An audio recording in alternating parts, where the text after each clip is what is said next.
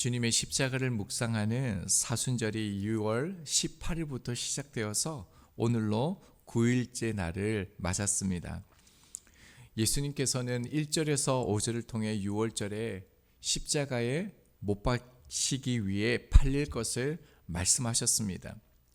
대제사장과 제사장들, 장로들은 산헤드린 공회를 소집해서 예수를 죽일 불법적인 그 재판을 진행했습니다. 자, 그렇다면 그 다음 내용은 무엇이 나와야 합니까? 가룟 유다가 나와야겠죠. 예수님을 팔려고 하는 내용이 나와야 합니다.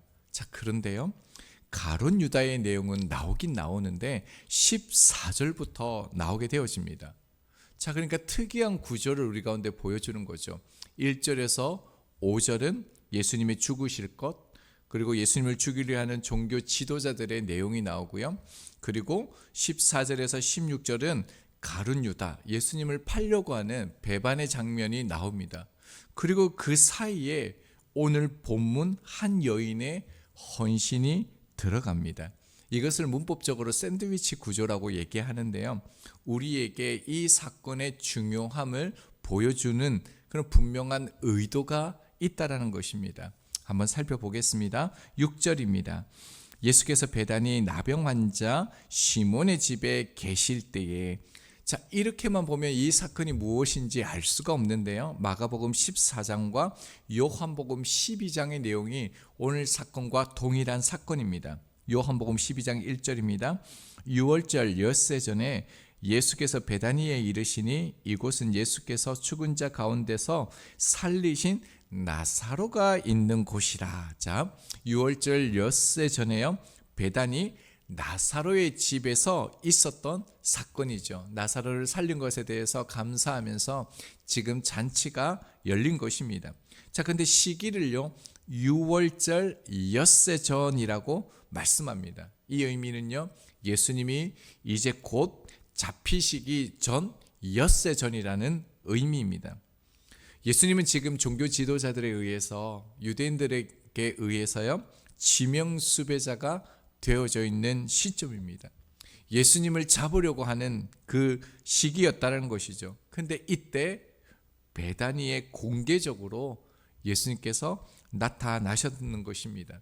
이 베다니라는 곳은 나병 환자와 소외된 사람들이 격리되어 사는 올리브산 기슭에 있는 마을이라고 전해집니다. 마태복음 26장 3절을 보면요, 그때에 대제사장들과 백성의 장로들이 가야바라 하는 대제사장의 관정에 모여, 우리가 이 말씀을 살펴보았죠.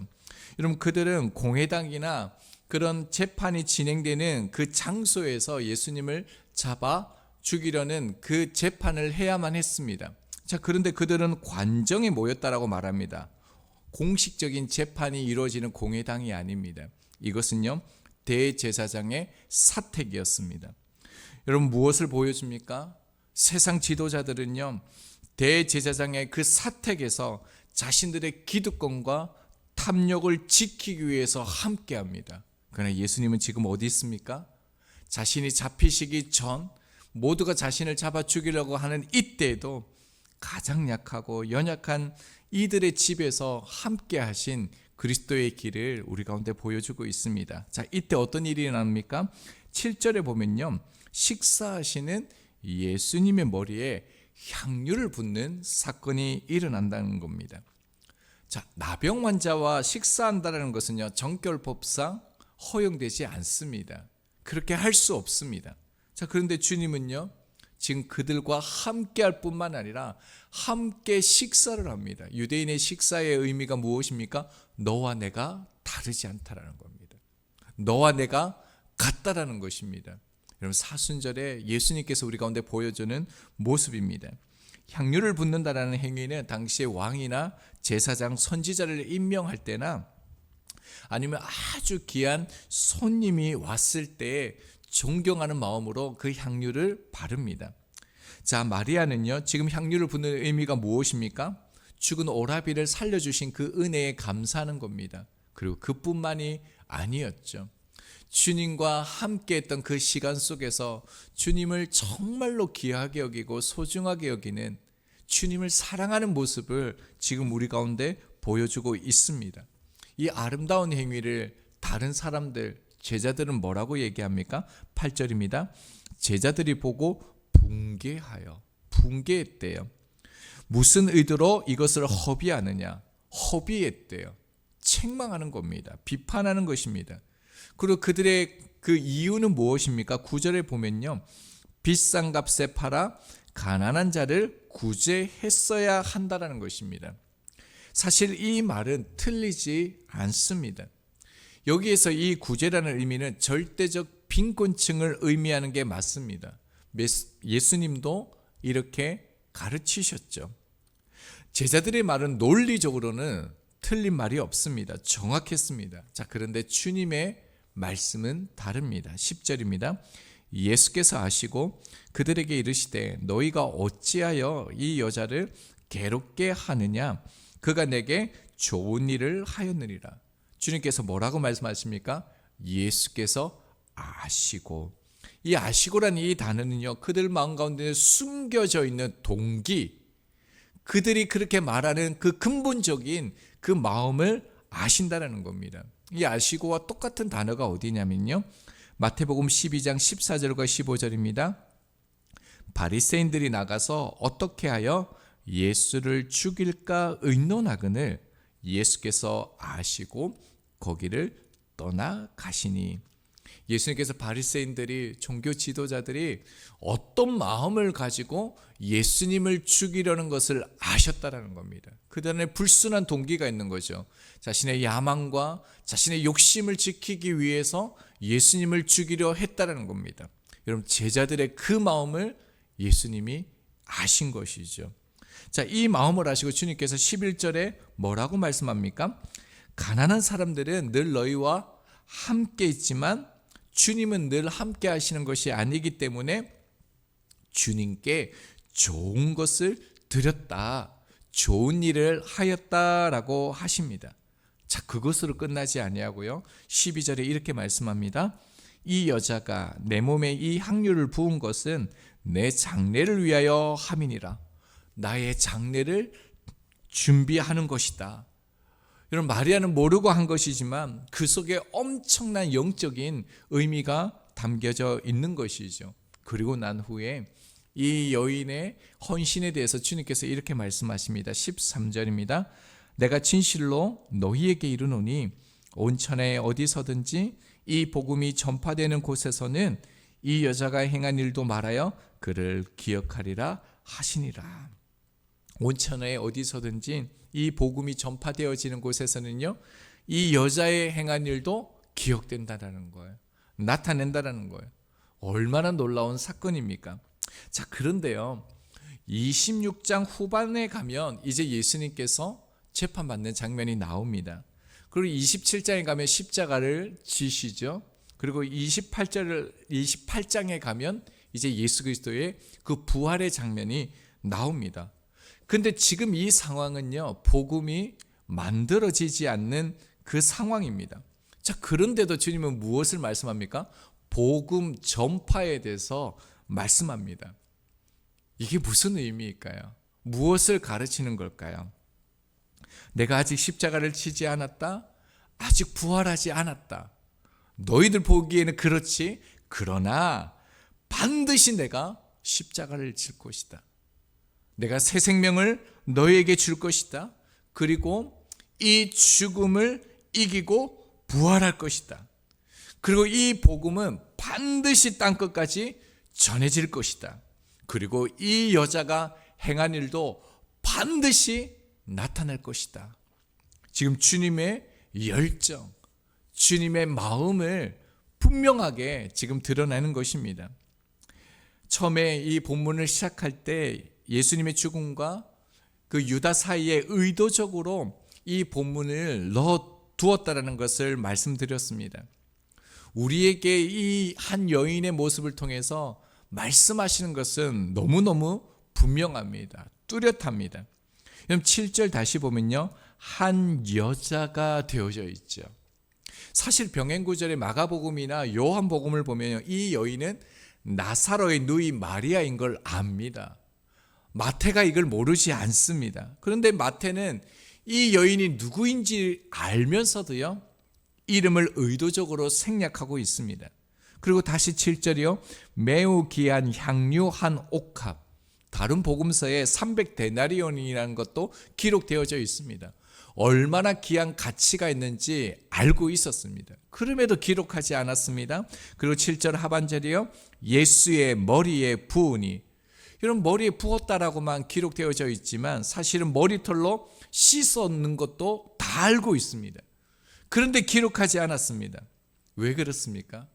무엇을 말하는 겁니까? 이 여자의 이름에 집중하는 것이 아니라 이 여자의 헌신에 집중하기를 원했기 때문에 그렇습니다. 이 여인의 대표적인 헌신이 무엇입니까? 향유이죠. 그 당시 노동자의 1년 동안에 일하여 받는 그 품삯에 해당하는 그 값비싼 향유였습니다. 여러분, 고대 근동에서 그 귀한 사람들에게 향유를 붓습니다. 바릅니다. 자, 그런데요, 이렇게 통째로 깨트리는 일은 없습니다. 부분적으로 바릅니다. 마가복음 14장 3절 하반절입니다. 한 여자가 매우 값진 향유 곧 순전한 나드 한 옥합을 가지고 와서 그 옥합을 깨트려 예수의 머리에 부으니라고 되어져 있습니다. 여러분, 향유를 부었다라는 것이 아니라 옥합을 깨트렸다라는 겁니다. 이 여인은 그 향유를 아끼지 않았습니다. 전부를 드린 것이지요. 다른 용도로 쓰지 않겠다라는 겁니다. 이 향유는 오직 주님을 위한 것이며 다시는 나를 위해서 사용하지 않겠다라는 결단입니다. 마리아는 일반적인 노동자가 아닙니다. 그리고 나병 환자가 있는 가정에서 일을 하기는 쉽지 않습니다. 그러니까 이 여자가 가지고 있는 이 향유는 그 인생의 전부인 것입니다. 모든 것이죠. 지금 이 여인은요, 일부분을 드린 것이 아니라 아낌없이 모든 것을 그 예수님께 드렸다라는 것입니다. 그리고 7절을 다시 보면요, 예수의 머리에 부었다라고 얘기하고 있습니다. 지금 식사하는 장면이죠. 여러분, 식사하는 장면은 당시에요, 남자들과 여자들이 함께하지 못합니다. 할 수가 없습니다. 근데 이 여자는 남자들 사이에 들어와 예수님께 다가갑니다. 신체적인 접촉을 하는 것이죠. 이것은 굉장히 충격스러운 일입니다. 대단히 위험한 일입니다. 그럼에도 불구하고요, 그는 그 모든 그 환경을, 상황을 뛰어넘어 나아갑니다. 여러분, 이 여인의 모습을 보면 어떻습니까? 경제적인 상식도요, 문화적인 상식도 뛰어넘는 그런 헌신이었습니다. 그래서 제자들이 이 말도 안 되는 행동을 보고 뭐라고 표현했습니까? 8절 하반절을 보면 허비하느냐라고 얘기했습니다. 이 허비하다라는 것은요, 멸망하다, 존재가 없어지다라는 의미입니다. 지금 이 여인이 하는 헌신을요, 세상적으로 보면 아무 가치가 없다라는 겁니다. 무모하다라는 겁니다. 그렇게 하면 안 된다라는 겁니다. 이런 헌신을 이 여인은 가졌던 것이죠. 우리가 살아가면서 사람들의 평가가 있습니다. 그리고 자기 자신에 대한 스스로의 평가도 있을 것입니다. 그러나 중요한 것은 주님의 평가입니다. 주님의 말씀입니다. 주님께서는 이 여인, 세상적으로 볼 때 가치 없다라고, 멸망할 거라고, 의미가 없다라고 말하는 이 행동 가운데 뭐라고 말씀하십니까? 좋은 일을 하였느니라. 단순히 칭찬하다 이런 의미가 아닙니다. 이 단어는요, 그 사랑스러운 행위, 아름답고 명예로운 행위, 예수님께서 극찬하신 것입니다. 그래서 13절에요, 온 천하에 어디서든지 이 복음이 전파되어지는 곳에는 이 여자가 행한 일도 말하여 그를 기억하리라 하시는 겁니다. 주님께 드렸던 이 헌신은요, 결코 허비되지 않고 잊히지 않고 기억될 것이라는 것입니다. 이제 말씀을 맺겠습니다. 저희들도 이제껏 그렇게 주님을 따르면서 예수님을 위해서 행한 그 헌신의 모습들이 있을 것입니다. 이해하고 알면서 그렇게 한 것도 있지만 이해하지 못하면서도 그렇게 섬기고 주님을 향하여 그 헌신했던 그런 모습들이 있을 것입니다. 그때는 의미를 다 알지 못했지만 지나가 보면 하나님께서 그때 그 상황, 그 위로, 그 섬김, 그 헌신을 통하여서 누군가에게 위로가 되고 복음의 통로가 되었음을 보게 하셨죠. 주님께서는 우리가 드려지는 정말 작은 그런 헌신일지라도 의미를 부여하시고 가치를 부여하시며 그것을 기쁘게 받으십니다. 주님께서는 그런 사람과 땅끝까지 함께 하신다라고 말씀합니다. 예수님께서 지금 다시 오신다면 어디를 향해 걸어가실까 이런 생각을 해보았습니다. 예수님이 오시면 누구를 만나실까, 무엇을 하실까 생각해 보았습니다. 우리가 이 사순절 기간을 보내고 있는데요, 이 질문을 마음에 품고 주님의 향기가 드러나는 일들을 구체적으로 우리가 해보면 좋겠습니다. 예수님께서 관저에 계시지 않고요, 소외된 자들과 함께 하셨던 것처럼 어려운 이웃을 위해서 작은 선물 준비해 보는 건 어떻겠습니까? 길거리에서 말도 안 되지만 그런 당연히 도와달라고 하는 그런 사람이 있었을 때 기꺼이 그들을 돕는 것은 어떻습니까? 나를 용서해 준 사람을 떠올리면서 감사하는 것, 원망하지 않고 감사하기, 남을 탓하는 것을 멈추는 것, 주님께서 기뻐하시는 그 일을 우리가 구체적으로 했으면 좋겠습니다. 특별히 주님을 사랑한다는 것이 우리 입술로만, 우리 감정으로만 하는 것이 아니라 구체적인 순종이 되어서 주님이 가시는 그 길에 함께 걸을 수 있는 저희들이 되기를 소망합니다. 우리 13절 한 절 말씀 함께 읽고 기도하겠습니다.